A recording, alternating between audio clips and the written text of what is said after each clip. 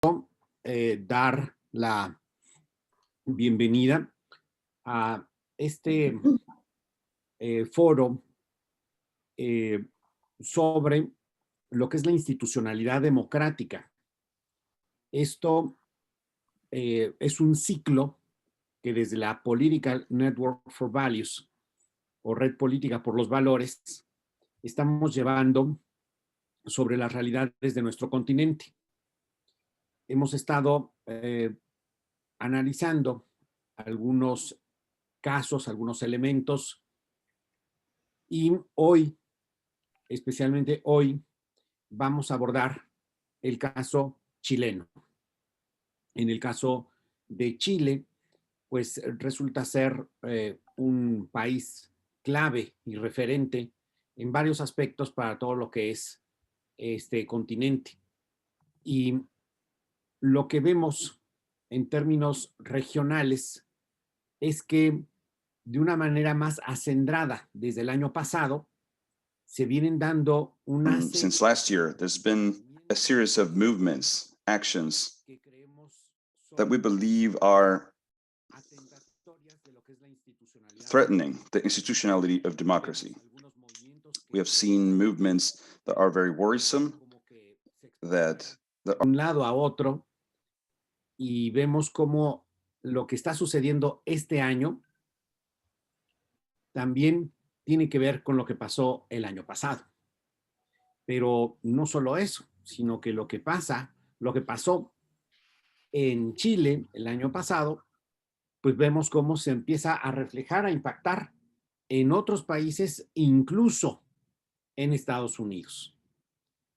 Por lo tanto, es de sumo interés el poder conocer desde Chile y con expertos chilenos esta situación.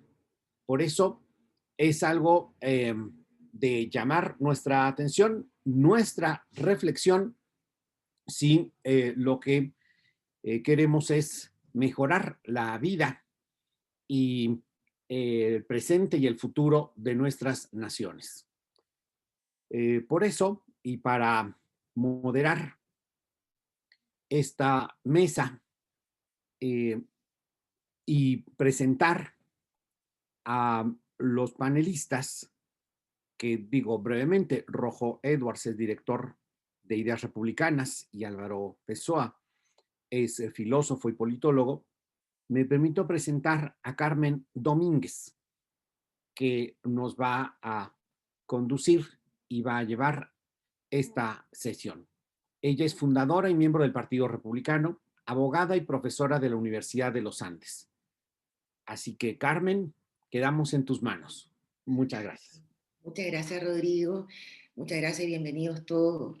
Sé que para hoy día, para nosotros es de día, ustedes ya están en la tarde del día viernes, y les agradecemos mucho de poder participar y que puedan conocer la situación que vivió Chile el último año, el cual ha sido bastante grave a partir del 18 de octubre, y para eso nosotros vamos a presentar a dos grandes exponentes, personas que son del Partido Republicano o de Acción Republicana y Ideas Republicanas, que van a exponer distintos puntos de vista de qué fue lo que nos pasó, qué fue lo que llevó a Chile a que tuviéramos el 18 de octubre y que nos haga que nos enfrentemos en pocos días más a una elección clave, que es el definir si queremos cambiar o no la Constitución, y frente a eso si tendremos una asamblea constituyente que comience la redacción de una nueva constitución. Para eso voy a dejar primero a que don José Manuel Edwards, que ha sido diputado de la República, que es fundador de Ideas Republicanas, que es un centro de estudio, también miembro del Partido Republicano que representa la Araucanía de Chile, el sur de Chile, que nos va a hacer primero su exposición sobre la situación todo desde el punto de vista institucional y económico respecto de lo que nos llevó a un 18 de octubre de 2019. Por favor, José Manuel. Muchas gracias, Carmen. Muy agradecido por la invitación. Gracias, Rodrigo, Lola y a toda la Political Network. Gracias, Álvaro, también por estar acá con nosotros. Voy a compartir una presentación. No sé si es que puedo hacerlo. Vamos a ver. Pantalla. No sé si ven en pantalla completa la presentación. ¿Queda bien? Sí, se ve muy bien. Se ve perfecto. Bueno, lo primero es que mi presentación está más orientada a lo que es quizás económico, institucional. Álvaro va a hablar un poquito más de lo que es más filosófico, político, moral. En Chile está ocurriendo una batalla ideológica, cultural, una batalla campal, que ha sido, que ya lleva muchos años que se está librando.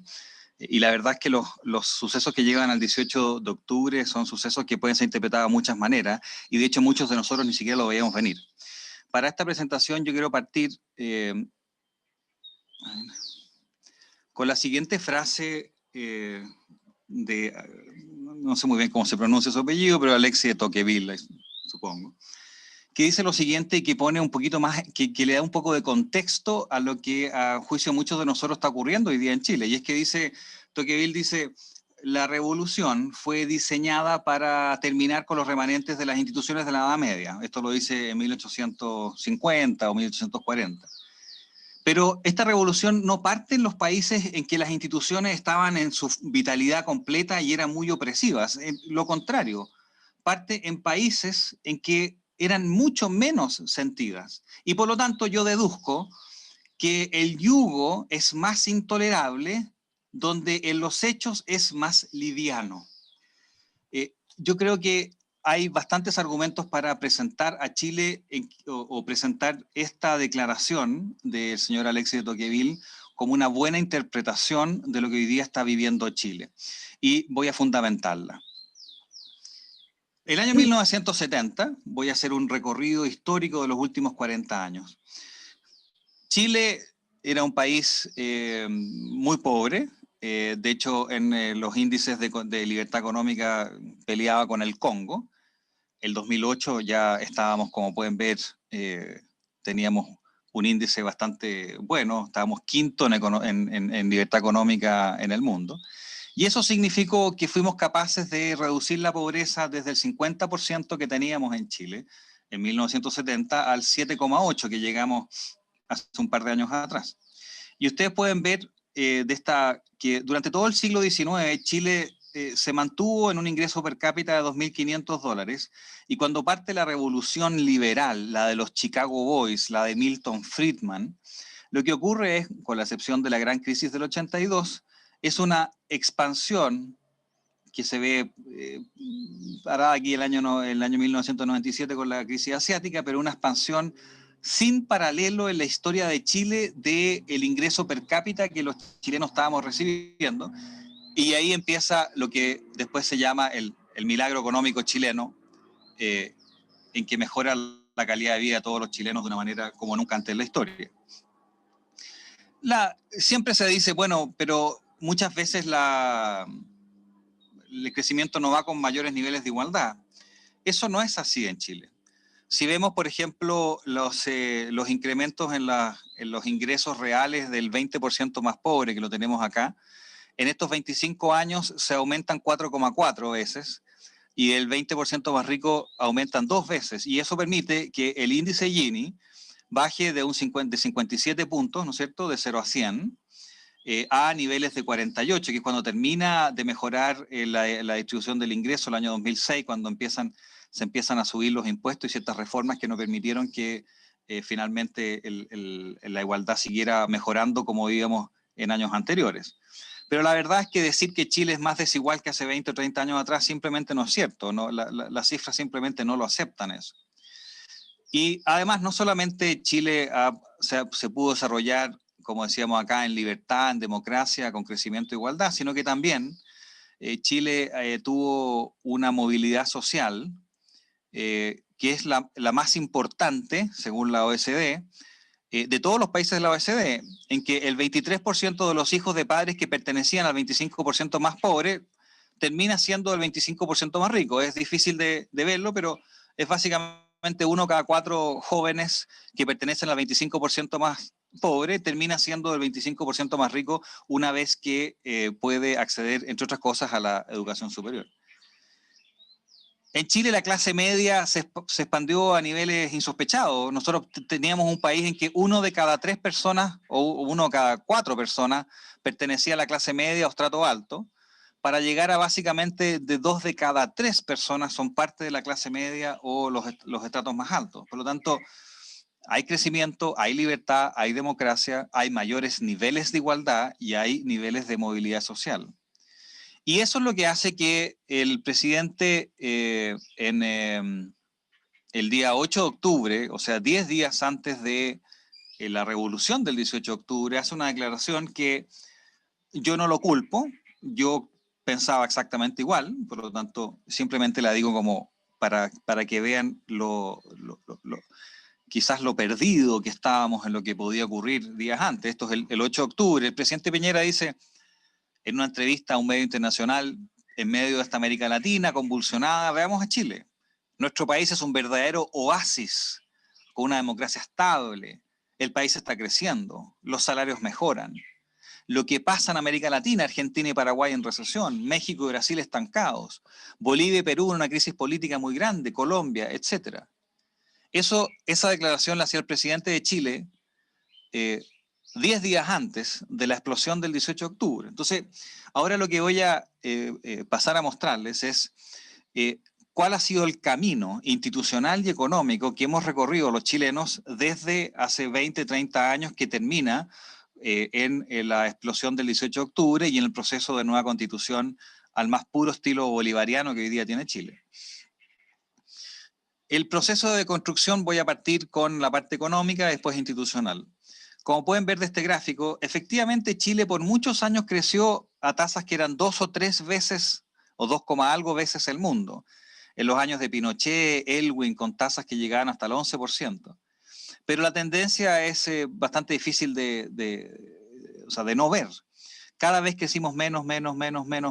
Con Bachelet ya llegamos a niveles que ya éramos comparables con el mundo. Con Piñera 1 volvemos a subir un poco y después pasamos de crecer al doble o 3 veces el mundo a crecer básicamente a la mitad de lo que crece el mundo. Entre otras cosas porque el crecimiento hizo que el apetito de los políticos empezara a decir, entonces podemos cobrar más impuestos. Entonces, del 10% teníamos un crecimiento del 6,3 promedio, lo subimos al 15, bajamos al 5,6. Lo subimos al 17, bajamos al 4,7. Lo subimos al 20 y así. Cuando Bachelet el 2013 propone el alza al 27% y lo realiza el 2014, ya la economía simplemente no da más quedamos en un estancamiento total desde el año 2013 en adelante. Acá hay una cosa interesante, es cómo se mueve, digamos, al igual que en todos los países del mundo, a medida que crece el tamaño del Estado, baja el crecimiento. Pero quería enfocarme en esta diapositiva de acá. Esto es el valor del IPSA, las empresas grandes de Chile, en los últimos 10 años, y el valor del Dow Jones de Estados Unidos. En Chile, en los últimos 10 años, como pueden ver, si bien Chile, claro, todos estos años el mundo decía que Chile crecía, pero ya los agentes económicos saben perfectamente que eso no era así. Y por eso el IPSA de 4.500 puntos hoy día, después de 10 años, ha bajado, ha rentado negativo en 1%. Y desde el COVID, que bajó acá, simplemente no se ha recuperado, porque los fundamentos de la economía chilena institucional ya no están como antes. En ese mismo periodo, Estados Unidos casi triplicó el valor de su índice accionario.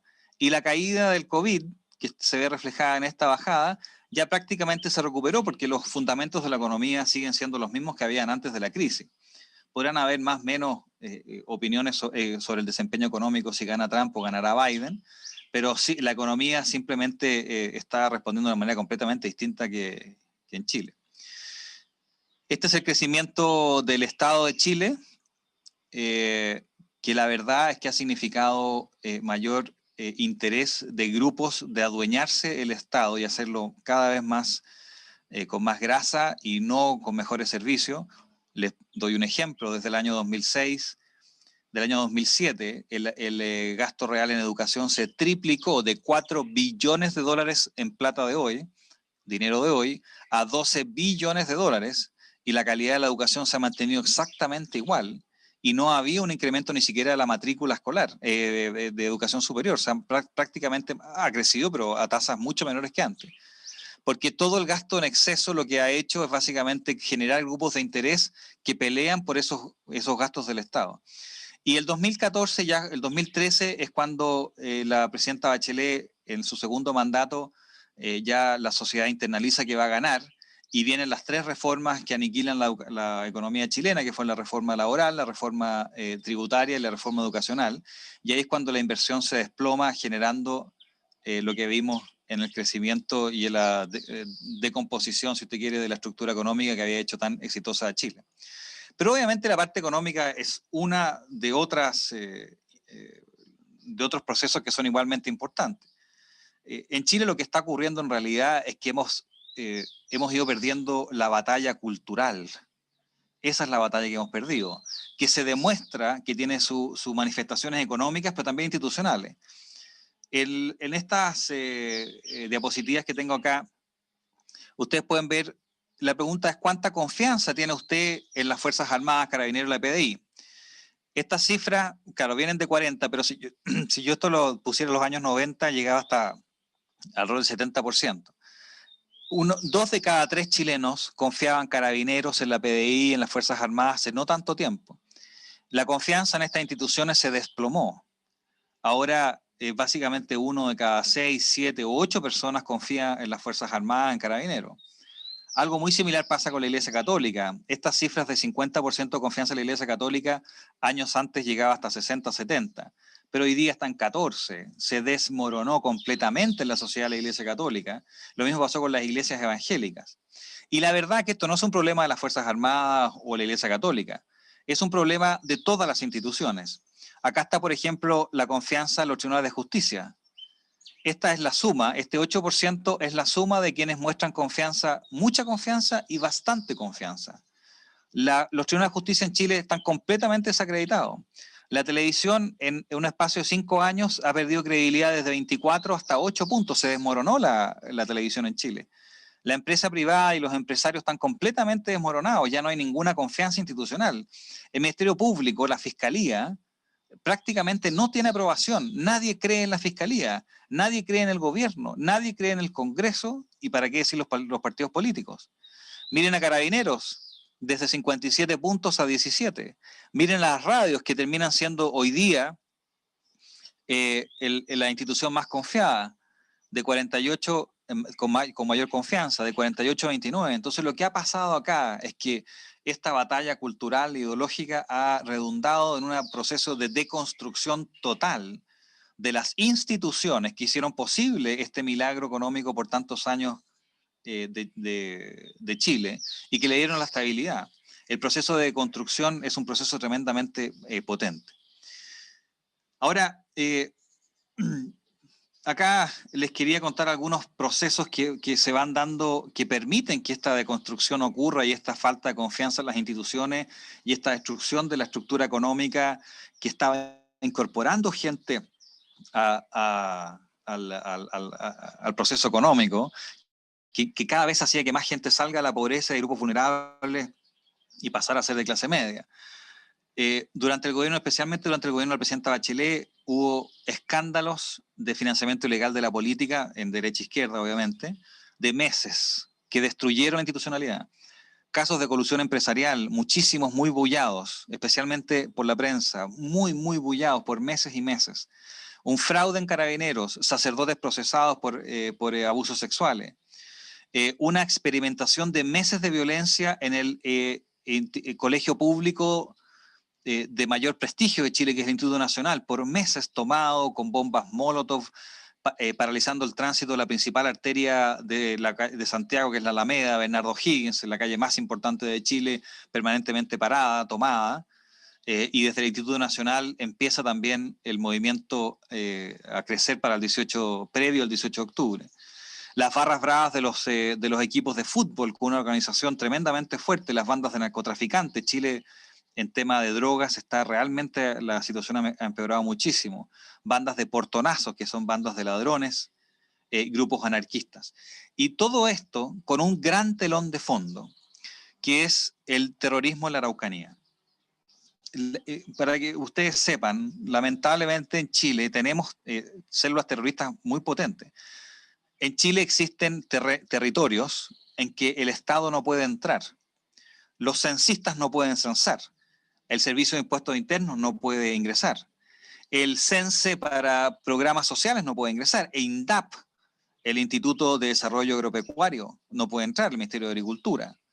El Estado no puede entrar, entonces cuando hay un robo de animales, un robo de madera, un robo de autos o cualquier tipo de delito, si esos bienes entran a estos territorios, no hay cómo saber que no se generen actividades ilegales. Se han detectado vía drones plantaciones de droga. Por lo tanto, en Chile se ha permitido, la democracia no ha sido capaz de terminar con este terrorismo. Hoy día en la mañana, solamente porque pasó hoy día, se los comento, se quemaron 15 camiones a 1 kilómetro de distancia de la ciudad de Angol, que es una ciudad, no es una ciudad grande, pero no es tampoco una ciudad chica, no es un pueblo, es la capital provincial de la provincia de Malleco, en la región de la Araucanía. Estos 530 camiones ya son 542 al menos. Entre el 2019 y el 2020 se han asesinado a 9 personas, uno de ellos hace 4 días atrás con una bala de guerra que le entró por el ojo en un disparo a matar, no un disparo casual. Han habido desde el 1997 al 2016, y pongo la fecha del 2016, 2.600 atentados. Y pongo hasta el 2016 porque el problema de las cifras del 2016 en adelante es que la gente, como ya no cree en la fiscalía ni en la justicia, ya no denuncia. En el 2019 efectivamente hubo 330 denuncias con incendios, atentados explosivos, etcétera. Pero la verdad de las cosas, y como representante de la Araucanía, yo fui diputado 8 años de esta región, de la región de la Araucanía, y estoy muy conectado con las víctimas de la violencia, les puedo garantizar de que hoy día está existiendo mucho más de un atentado al día. Hoy día, no sé si quizás después les puedo mostrar el video, pero hoy día me llegó el video de los 15 camiones que quemaron hoy día en la mañana, como les decía.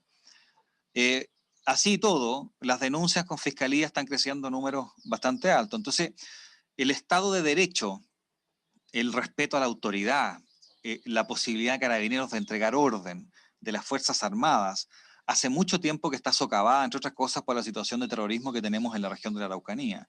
Y todo este proceso, que yo se los muestro como una deconstrucción económica e institucional, evidentemente está liderado por un problema mucho mayor, que es un problema cultural.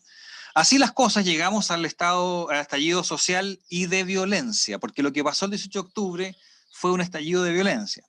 Ahora, les voy a mostrar la violencia y después les voy a explicar por qué, a mi juicio, la ciudadanía apoyó en masa este movimiento.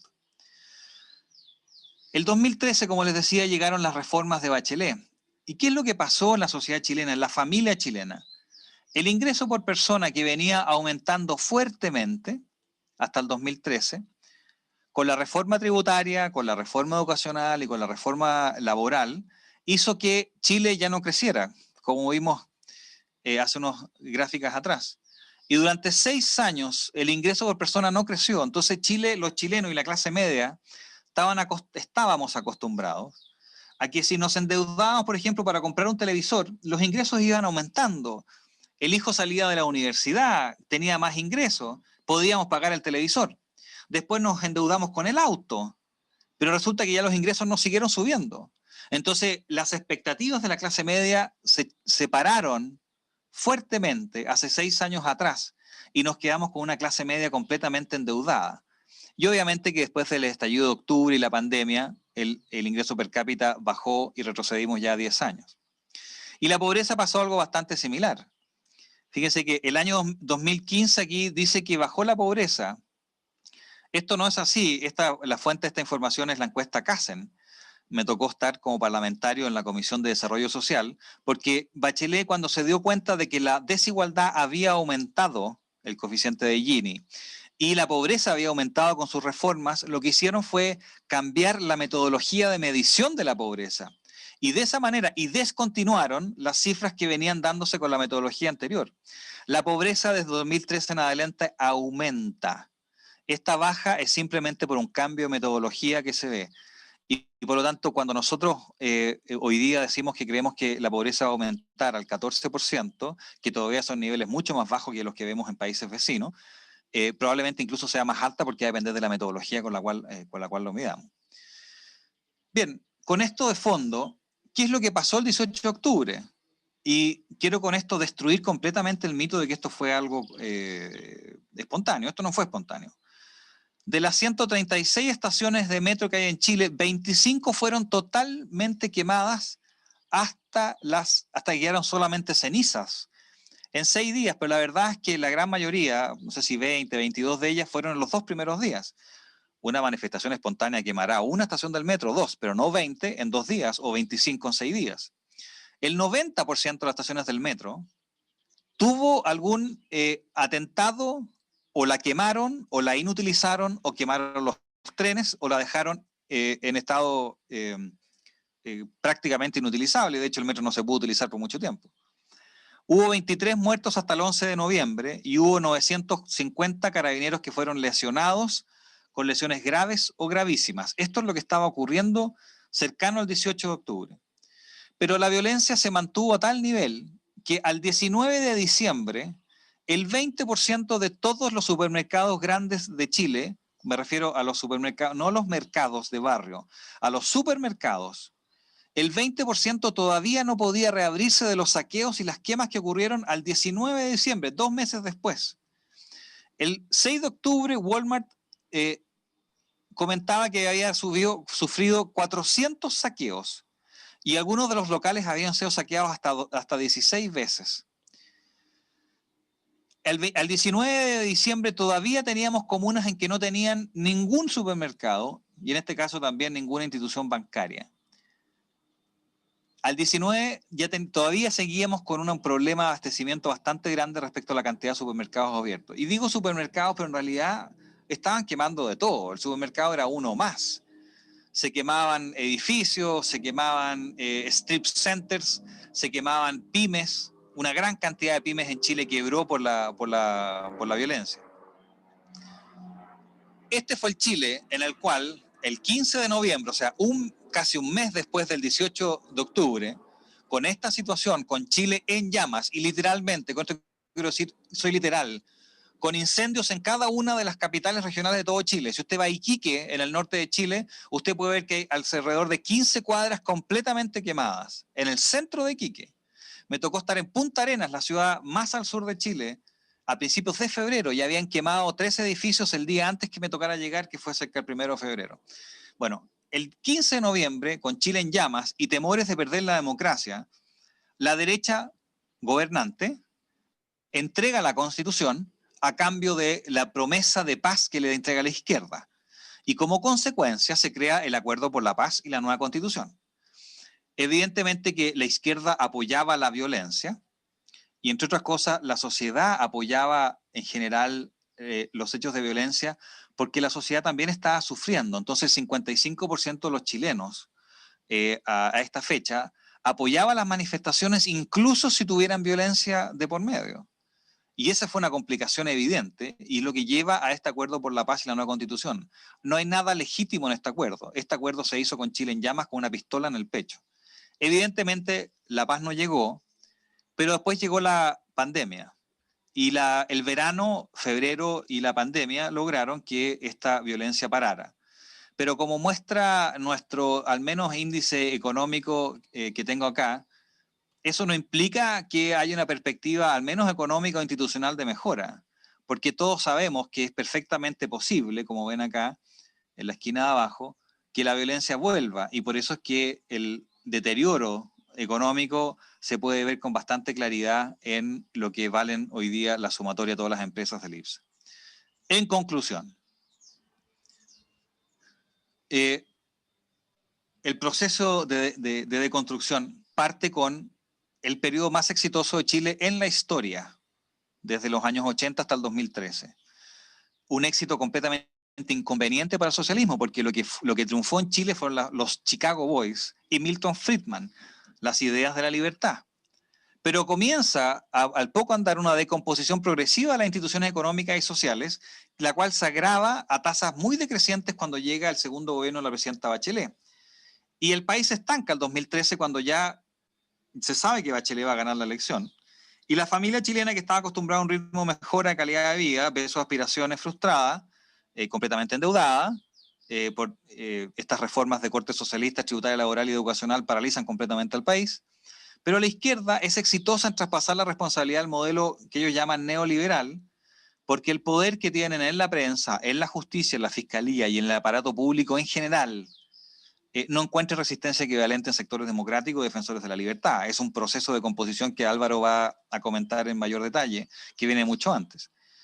El estallido del 18 de octubre fue completamente organizado y ejecutado con la máxima violencia, pero la ciudadanía apoya las manifestaciones conociendo de la violencia, dada la situación, entre otras cosas, de descomposición institucional. La izquierda es exitosa en decir que lo que la gente quería mejor pensión, mejor salud, mejor educación, etcétera, pero ellos son exitosos en decir a través de la violencia que mantenían en las calles, vía las barras bravas, las bandas de narcotraficantes, los grupos anarquistas y la extrema izquierda, de que la solución global es la nueva constitución, vía asamblea constituyente, y lo hace obviamente como siempre lo hace la izquierda, diciendo que compara una realidad de cómo Chile podría ser o sea, una utopía con la realidad actual, y la derecha, temerosa de ser juzgada por violación de los derechos humanos, para poder mantener el orden público, se cede, a pesar de nuestra contra, evidentemente, porque hoy día en Chile los derechos humanos son un elemento de dominación. Son billones de dólares los que Chile gasta en compensaciones de derechos humanos a grupos de interés que no tienen nada que ver con derechos humanos, dicho sea de paso. Pero es un grupo de interés tan potente, anquilosado en la izquierda, que los derechos humanos hoy día son un elemento de dominación. De hecho, hoy día se tramita, y ya fue aprobado en la Cámara de Diputados, una ley en que si tú dices algo positivo del gobierno de Pinochet, tú puedes ser llevado a la cárcel. Una ley mordaza al más puro estilo de instituciones totalitarias. Y finalmente, la situación de hoy día es una especie de parlamentarismo de facto, una especie de golpe blanco del Parlamento al poder presidencial, porque es el Parlamento el que está llevando las riendas de lo que ocurre en Chile el día de hoy. Eso es, Lola, la presentación. Muchas gracias. Muchas gracias, José Manuel. Antes de continuar con Álvaro, quería agradecer la presencia de José María Figaredo, diputado del Congreso de España por el partido Vox, Rodrigo Goñi, diputado del Congreso de Uruguay, Balázs Hornbeir, miembro del Parlamento Europeo por Hungría, José Joaquín Chaverri, embajador de Costa Rica, y también que ellos están conectados. Ahora quería yo darle la palabra a don Álvaro Pessoa, Álvaro que es filósofo, además trabaja en el ESE de la Universidad de los Andes, está a cargo de todo el tema académico y es director de Acción Republicana, que es un movimiento político-social que justamente está destinado también a formar personas, formar sobre todo jóvenes en las ideas de la libertad. Por favor, Álvaro, tu presentación ahora. Y también tengo entendido que también se ha conectado con nosotros don Javier Puente, senador de España por el Partido Popular. Muchas gracias, bienvenidos todos. Bueno, muchas gracias a ustedes por esta invitación, gracias Carmen por la presentación y sobre todo agradecer a Political Network for Values por esta oportunidad de hablar sobre la situación chilena. Yo concretamente, y de modo espero muy complementario a lo que ha hecho José Manuel, voy a hablar de las causas de la crisis sociopolítica en Chile, ¿no? Y lo he subtitulado Subversión y Proceso Constituyente, ¿no? Pero voy a tratar de dar un enfoque más político-moral que económico, institucional. Y por eso digo que me parece que pueden ser muy complementarios con lo ya señalado, ¿no?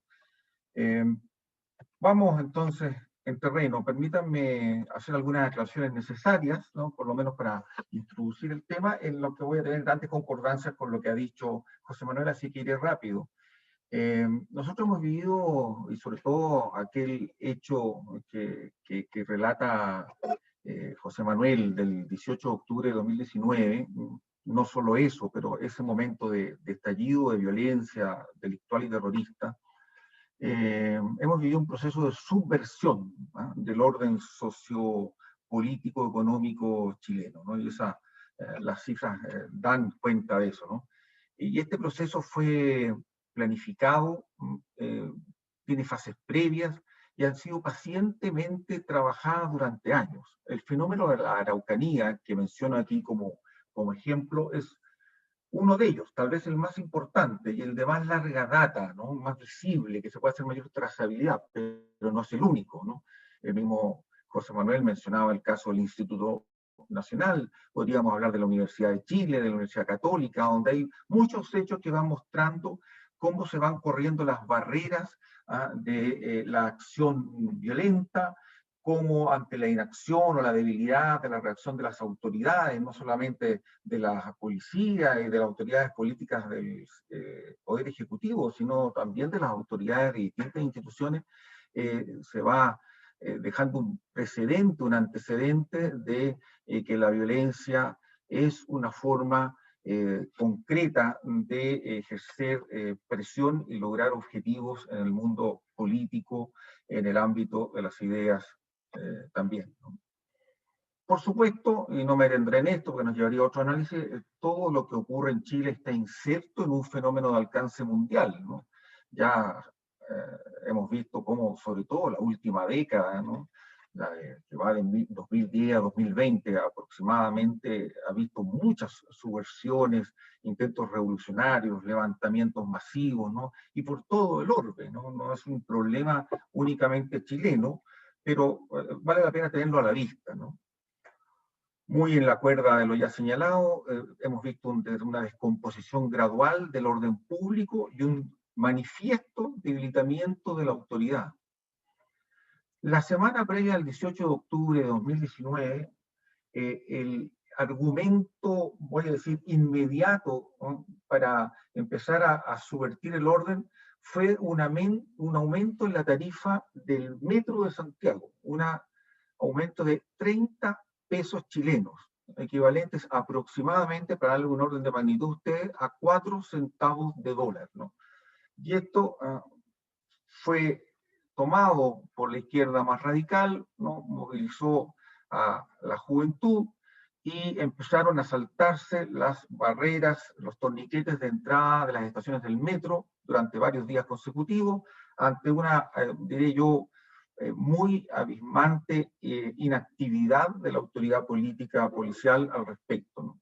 Y la semana termina entonces, ¿no?, después de que la izquierda va ensayando la ineficacia de la institucionalidad chilena para defenderse, termina en el gran acto terrorista del 18 de octubre. Es el ataque a la red del metro, de la cual ha hablado ya José Manuel. Hechos posteriores, así grosso modo, ¿no? Continúa la violencia generalizada, organizada, incitada, donde participa la izquierda más radical, grupos anarquistas que se han venido desarrollando en Chile en las últimas décadas, y un fenómeno ya no nuevo, pero reciente en la historia de Chile, que es la fuerza que han adquirido los grupos narcodelincuentes, ¿no? Pasó a ser algo un poco anecdótico, incipiente hace 2 décadas o 15 años atrás. Hoy día es una realidad grave en todo el territorio nacional, donde hay comunas y poblaciones enteras, por ejemplo, en la capital Santiago, que están controladas por ellos, donde virtualmente, como decía también mi antecesor en la exposición, no puede entrar la policía. Marchas masivas por demandas sociales reales, muchas de esas, de temas muy básicos y muy fundamentales, donde siempre hay carencias: vivienda, salud, educación, pensiones en particular, son gatilladas y movilizadas a partir de la violencia. Son 2 fenómenos que se dan conjuntamente, pero distinguibles, ¿no? La violencia generalizada y estas marchas, diré yo, más pacíficas, ¿no? O por lo menos en su inicio, normalmente terminaban igual con graves atentados y grandes desmanes, ¿no? Donde la ciudadanía manifiesta muy diversas carencias, preocupaciones o necesidades.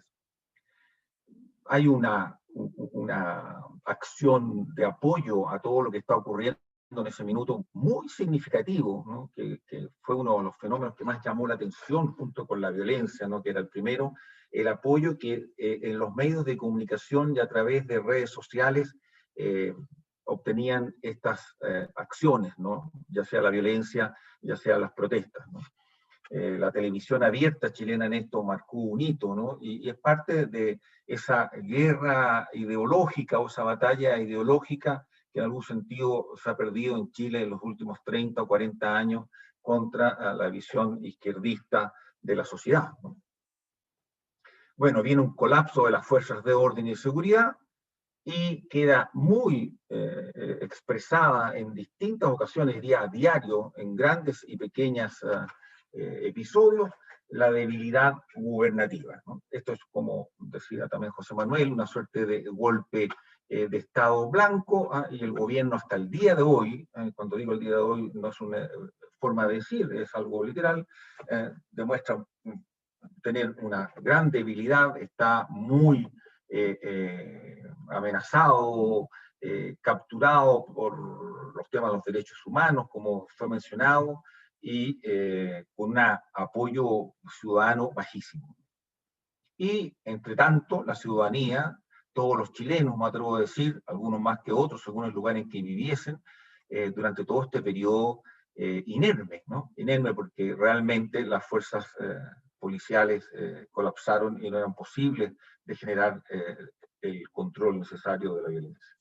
Y de aquí, ¿no?, también entre las declaraciones necesarias, es decir, derivamos en el proceso constituyente en el que estamos embarcados hoy día. El 25 de octubre, como ustedes saben, tendremos lo que se llama el plebiscito de entrada, donde la población, la ciudadanía se manifestará si quiere o no iniciar un proceso de nueva constitución, de desarrollo de una nueva constitución. La izquierda, y en particular la más radical, pero la izquierda en general, con gran habilidad condujo las demandas sociales diversas y el clima de violencia hacia una asamblea constituyente, ¿no? Mostraron que la creación, la reformulación desde una hoja en blanco, como ellos mismos han dicho, de la Constitución política de Chile, era la solución y era lo que el pueblo aspiraba, cosa que no es real, porque hasta antes de los hechos de violencia, solo un 3% de la ciudadanía veía como una necesidad o como algo deseable un cambio de la Constitución. Y repito, 3%, ¿no?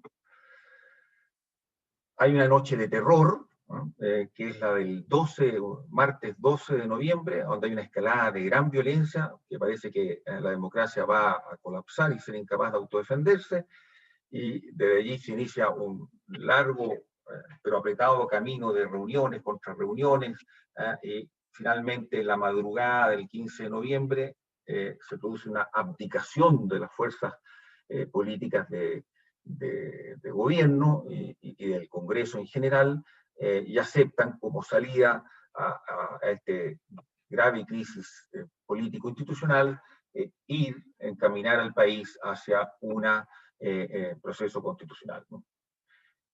Ya fue dicho, todo esto a cambio de un supuesto acuerdo de pacificación social, que por supuesto no ocurrió, y ha venido después un suerte de tiempo de compás, de espera, ¿no?, de detenimiento de los hechos de violencia y político, un tiempo muy complejo, como en todo el mundo, pero además con mucha complejidad política, pero con disminución de la violencia.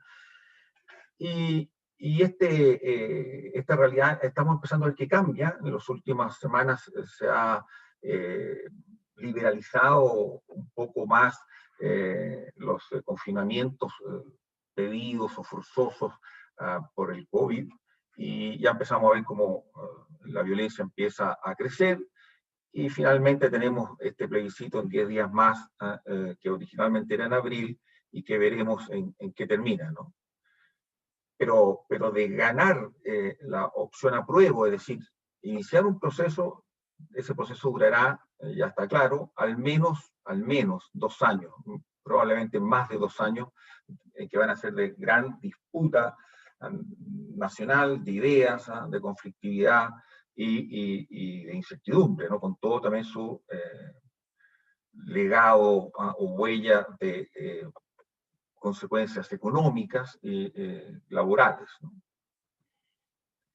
¿Cuáles son las causas que más habitualmente han sido esgrimidas para explicar esta crisis? Algunas de ellas mencionadas también por Rojo antes que yo pusiera. Normalmente los puntos son desigualdad económica y sociales excesivas, ¿no?, Rojo ha mostrado ahí que no es que no existan desigualdades, sino que esas desigualdades, contrariamente a lo que se proclama permanentemente, se han reducido, ¿no? Amén que el país había crecido en vez de aumentar, como es dicho cotidianamente. Se achaca también a las necesidades básicas todavía mal cubiertas, pensiones, salud, educación, vivienda, bueno, lo que podría ocurrir en cualquier país del mundo y más aún en un país hispanoamericano. Lo que los economistas han llamado el síndrome de economías de ingreso medio, ¿no? Chile habría dejado de ser una economía de ingreso bajo mirando el contexto internacional, tampoco estaría en los niveles de un país desarrollado, pero estaría ya en un lugar intermedio, caminando hacia el desarrollo, por lo menos en las cifras macroeconómicas, desde luego el crecimiento del Producto Interno Bruto, ¿no? Tanto general como per cápita.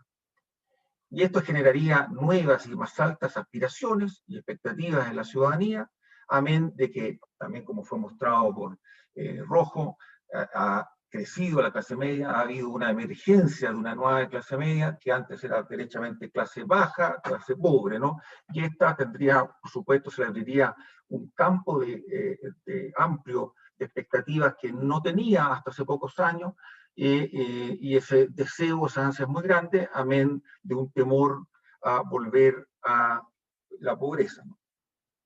Y después, por supuesto, algo de lo cual la oposición al gobierno actual y la izquierda más radical, por supuesto, nunca habla, la desaceleración del crecimiento económico, sobre lo cual no me extiendo porque lo ha mencionado muy bien y lo ha tratado muy bien Rojo.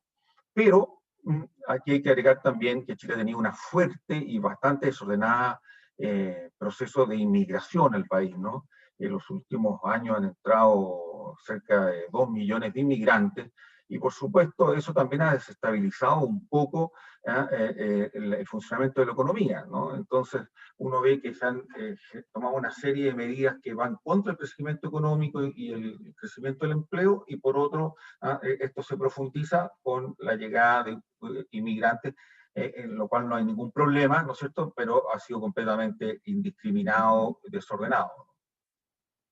Todo esto me parece, ha sido dicho de algún modo antes, pero me parecía clave decirlo, porque estos son como las causas más inmediatas, es lo más visible, ¿no? A mí me parece que Chile, ya lo he sostenido en otras ocasiones, Chile está experimentando una profunda crisis moral. De esto ya nos alertaba un conocido Premio Nacional de Historia, gran historiador, gran intelectual, Gonzalo Vial, hace 15 o 20 años, ¿no? Hoy día él ya ha fallecido, pero nos alertaba que Chile, cuando nadie hablaba de esto, ¿no? Cuando todavía crecíamos bien y la historia, la visión de Chile era más bien optimista y para algunos incluso casi color rosa, ¿no? Todo nos llevaba a que próximamente íbamos a ser un país desarrollado. Y él advertía que en Chile se estaban fraguando las causas, se estaba pavimentando el camino para conducirnos a una gran crisis social, ¿no? Y creo que los años le están dando la razón a su visionaria mirada a lo que acontecía en Chile en el subsuelo, ¿no? En lo que no parece lo evidente, más allá de lo puramente material. Y me quiero detener en esto entonces, ¿no? Porque creo que lo que voy a mencionar a continuación, en su conjunto genera las condiciones, facilita el proceso de subversión político, terrorista, delictual ideológico que hemos estado viviendo en últimos años. Primero, es un proceso de creciente individualismo, ¿no? Que es muy palmario. Uno ya va acumulando años, y alguna vez le digo a mis alumnos cuando conversamos sobre Chile, yo digo, mira, el Chile de mi niñez y de mi primera juventud, adolescencia, era un Chile mucho más pobre que el actual, ¿no? Al punto que ustedes, jóvenes, no se imaginan lo pobre que era Chile, ¿no? Lo carenciado que era. Bueno, José Manuel ha dado una cifra, ¿no? Hacia el año 1990 todavía nos movíamos cerca del 50% de la población en el espectro de la pobreza, ¿no?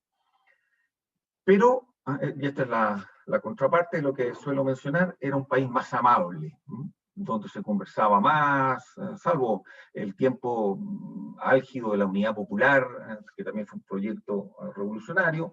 Me parece que era un país donde se hablaba más, había más tiempo de preocupación por los demás, dentro de esa pobreza, ¿no? Me parece que hemos transitado en las últimas, y siguiendo también corrientes internacionales, ¿no? Todo esto que voy a decir no está desanclado a grandes procesos culturales, valóricos, morales en todo el mundo, pero la hemos vivido también al modo chilensis, ¿no? Se han ido perdiendo, debilitando los lazos comunes, ¿no? Se ha ido produciendo una disolución de las comunidades, y hay un hecho del que se habla poquísimo, ¿no? Una disolución muy marcada de la familia chilena, ¿no?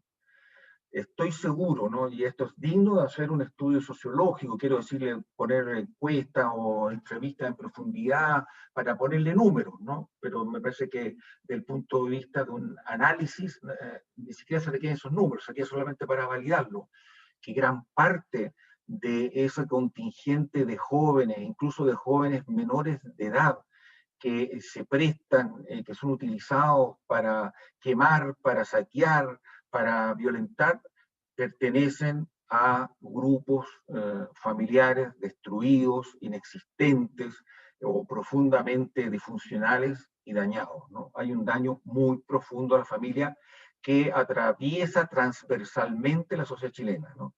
Y como todos sabemos, la familia es la célula básica de la sociedad, y si la célula básica de la sociedad no funciona, se empieza a descomponer el cuerpo completo, ¿no? Yo creo que este es un punto en que deberíamos prestar mucho más atención, del que se debiera hablar más, y que me parece que puede ser también un factor común a otras sociedades latinoamericanas, ¿no? Luego, en los años uno va viendo cómo se va produciendo un culto a la emoción, al sentimiento, ¿no? Prevalece el deseo, lo que quiero, lo que me gustaría tener, lo que quería hacer, sobre la razón, sobre los elementos racionales que impulsan las conductas. Me atrevo a ponerlo ya en un concepto más propiamente de la filosofía moral. Está primando ya hace rato en Chile, ¿no es cierto?, unos 20 años con toda claridad. Uno va notando como la sociedad, las discusiones éticas son sentimentales, el sentimentalismo moral, que está asociado también al individualismo, ¿no?, a la subjetivización de la discusión moral, ¿no? Es bueno lo que yo quiero, ¿no? Es bueno lo que me gusta, es bueno lo que me place, y se pierde de referencia el bien objetivo de lo que se hace, ¿no? También la referencia a los demás en lo que se hace, ¿no? Y junto con esto, un mal moral, tal vez el más grave que enfrenta Occidente y también Chile, ¿no?, y de modo creciente, un relativismo ético al que, por supuesto, han ayudado mucho a desarrollar sectores de izquierda que han trabajado esta agenda abiertamente, y a veces con la colaboración de sectores liberales que se denominan progresistas, muy radicales en estas materias, ¿no? Es un trabajo también largo en Chile, que se aprecia en la discusión de proyectos legales sobre familia, sobre infancia, sobre adopción, sobre aborto, sobre eutanasia, bueno, un largo etcétera que no voy a detallar aquí, ¿no?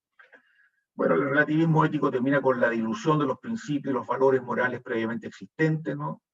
Nada parece tener valor absoluto, con lo cual también las discusiones públicas se tornan imposibles, ¿no? Es difícil y duro decir esto, pero lo digo con responsabilidad, se tornan imposibles, ¿no? Porque que sea lo bueno ya depende de lo que yo quiero, de lo que me parece, ya no depende de ningún elemento objetivo, que decir absoluto, que uno pueda tener como contraste para determinar lo correcto o incorrecto de una posición, y qué decir de una acción, ¿no? Me parece que otro fenómeno que está asociado tal vez al crecimiento económico de Chile, entre todos sus bienes, claro, a veces trae males espirituales, sobre todo en el contexto que estoy presentando, un consumismo muy desatado, ¿no? El lugar de paseo más frecuente del chileno el fin de semana son los malls, ¿no?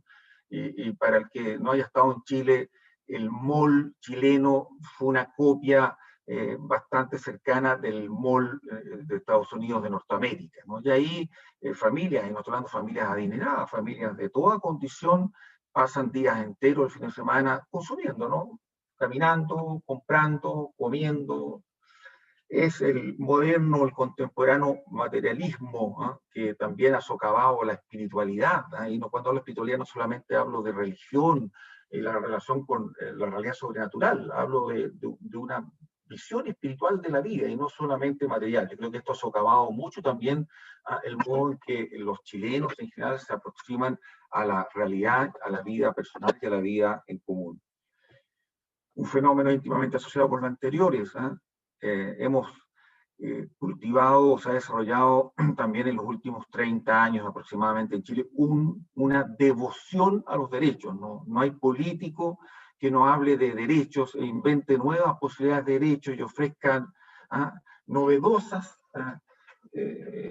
propuestas en incrementar los derechos individuales, pero al mismo tiempo con un desdén por los deberes, ¿no? Tanto se habla de los derechos en nuestra sociedad como escasamente se habla de los deberes. Entonces hemos generado una sociedad de sujetos de derechos, ¿no? Y así se siente, y esto es particularmente notorio en grandes sectores de la población y en la juventud, ¿no? Actual, ¿no? Que teniendo muchas cualidades extraordinarias, ¿no? y rescatables, uno nota como un tono dominante, ¿no? En que se siente mucho más cercano a poseer derechos que a tener que cumplir con deberes correlativos. Bueno, en este escenario de individualismo, de consumismo, de debilitamiento de valores fundamentales, de daño a la familia, etcétera, etcétera, ha ocurrido algo que era predecible, ¿no? En el tiempo. Han incrementado los abusos de poder, la corrupción, la irresponsabilidad, la vemos hoy día en la política, la vemos en el Congreso Nacional, cómo se actúa con frivolidad.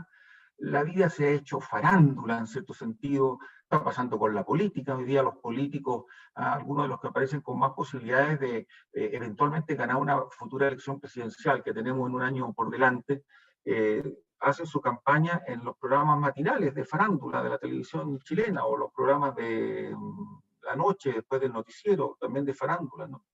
Ha habido como una propensión a querer un éxito entendido en el sentido más mundano de la palabra, rápido, fácil, sin grandes esfuerzos, sin cumplir grandes deberes, ¿no?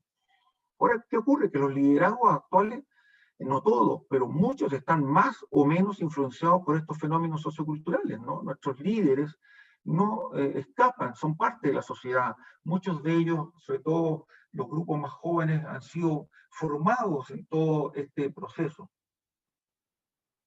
Y habiendo honrosas y muy buenas excepciones, uno ve como muchos de ellos están marcados absolutamente en sus formas de pensar y de actuar por estos rasgos, ¿no? Quisiera destacar también como un hecho muy relevante la pérdida del sentido y la valoración de la autoridad, entendiendo la autoridad práctica como un saber respecto a cómo conducir, cómo gobernar, cómo dirigir de cara al bien común, ¿no? La autoridad está ampliamente deteriorada en Chile, ¿no? La autoridad paterna se ha socavado, ha habido esfuerzo por socavarla, ¿no? La autoridad de los padres, digo, ¿no? Paterna, materna. ¿Qué decir de la autoridad de los funcionarios públicos? La autoridad en general, ¿no? La autoridad policial, como decía José Manuel, ¿no? Hace 30 años en Chile era virtualmente impensable gritarle grosería a un policía, a nuestros carabineros, qué decir tirarle una piedra a un palo, ¿no? Hoy día cualquiera se da el lujo de gritar lo que quiera, ¿no? Los peores epítetos que ustedes puedan imaginar, de apedrearlos, de patearlos en el suelo, y da lo mismo, ¿no? No pasa nada sustantivo, la sociedad, incluso hay gente que le presta su abierto o velado apoyo a este tipo de conducta, ¿no? ¿Y qué ha pasado, no? Cuando se pierde el sentido de la autoridad y la valoración del saber práctico en la conducción y en el gobierno, viene la validación, por supuesto, de la violencia, ¿no? Como expresión política, ideológica, social, ¿no? Se reemplaza el saber por el poder, ¿no? Y se van imponiendo agendas a punta de amenazas, de actos violentos, de tomas, como, por ejemplo, para no dar otras visiones y no salirnos del argumento, lo que ocurre con aquel 15 de noviembre cuando el Congreso Nacional acepta ir a un proceso constituyente amenazado por la más radical de las violencias y la amenaza a la continuidad de la democracia en Chile. Ha venido, como no, con este, voy a decir, como desarme valórico, un reniegue del pasado, ¿no? Uno de los grandes fenómenos que hoy día uno ve en la izquierda chilena es que está dominando la agenda, la marca la izquierda más radical. Y lo que fue la antigua concertación por la democracia, diré una centro-izquierda más moderada, ha quedado completamente superada por la izquierda más revolucionaria, ¿no? Porque claro, hay un reniegue del pasado, todo lo del pasado de algún modo está mal, es neoliberal, es fuente de los males de Chile, de los males reales o los males inventados, ¿no es cierto? Y por supuesto, esto tiene el correlato en una visión del futuro marcado por aires refundacionales, ¿no? Todo hay que refundarlo, ¿no? Anteayer se hablaba de los problemas de la policía y salía una diputada de los nuevos partidos de izquierda radical diciendo hay que refundar a Carabineros, ¿no? Y así como se quiere refundar, lo digo con toda propiedad, Chile, ¿no? A partir de una constitución que parte con una hoja en blanco, ¿no? Dicho literalmente por ellos mismos. Había una suerte de reencantamiento en algunos sectores de la sociedad con un etos revolucionario antisistémico, ¿eh? Y además muy retro en muchas cosas, con muchas reminiscencias, voy a decir, al Che Guevara, a la década del 50, del 60, de principio del 70. Voy terminando, ¿no? Para dar espacio a coloquios, a preguntas, ¿no? Algunas previsiones sobre el futuro próximo. Bueno, yo creo que el escenario es muy complejo y extremadamente incierto. Hay altos riesgos para Chile.